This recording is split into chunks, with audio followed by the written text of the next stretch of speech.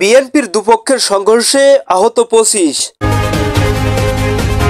দলীয় কার্যালয়ে প্রবেশকে কেন্দ্র করে শাহজাদপুরে বিএনপির দুপক্ষের সংঘর্ষে সাংবাদিক সহ ২৫ জন আহত হয়েছেন। শনিবার দুপুরে উপজেলা বিএনপি দলীয় কার্যালয়ে সামনে এ ঘটনা ঘটে।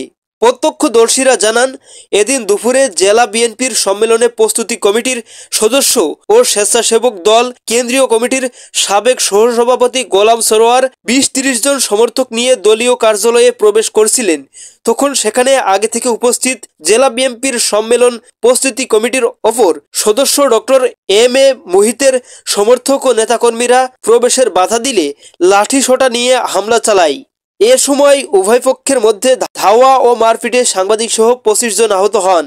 গোলাম সরোয়ার বলেন, তার সমর্থকদের নিয়ে তিনি দুপুর ১টার দিকে শাহজাদপুর উপজেলা বিএনপির কার্যালয়ে প্রবেশের সময় জেলা বিএনপির সম্মেলন প্রস্তুত কমিটির ওপর ডক্টর এম এ মুহিতের সমর্থকরা প্রবেশে বাধা দিলে লাঠিসোঁটা দিয়ে হামলা চালায়। এ সময় তিনি ও তার লোকজন দৌড়ে পালানোর সময় প্রতিপক্ষের লোকজন তাকে সহ তার ২০ জন সমর্থককে পিটিয়ে আহত করে। উপজেলা বিএনপির সাবেক সাধারণ সম্পাদক আরিফুজ্জামান আরিফ বলেন, গোলাম সরোয়ার ঢাকায় রাজনীতি করলেও গত ১৭ বছরে তিনি স্থানীয় নেতাকর্মীদের সঙ্গে কোনো যোগাযোগ করেননি। স্থানীয় নেতাকর্মীদের সঙ্গে তার কোনো সম্পর্কও নেই। হঠাৎ তিনি স্থানীয় নেতাকর্মীদের না জানিয়ে আওয়ামী লীগ ও নিষ্ক্রিয়দের সঙ্গে নিয়ে পার্টি অফিসে ঢোকার চেষ্টা করেন। এ সময় আগে থেকে পার্টি অফিসে অবস্থান করা নেতাকর্মীরা বাধা দিলে এ অপ্রীতিকর ঘটনা ঘটে। এ সময় আমাদের পক্ষের ২ জন আহত হয়েছেন। সংঘর্ষের ভিডিও ধারণ করার সময় ডক্টর এম এ মুহিতের সমর্থকদের হামলায় সাংবাদিক সেলিম হোসেন সহ বেশ কয়েকজন সাংবাদিক আহত হন। দর্শক, এই ছিল আজকের সর্বশেষ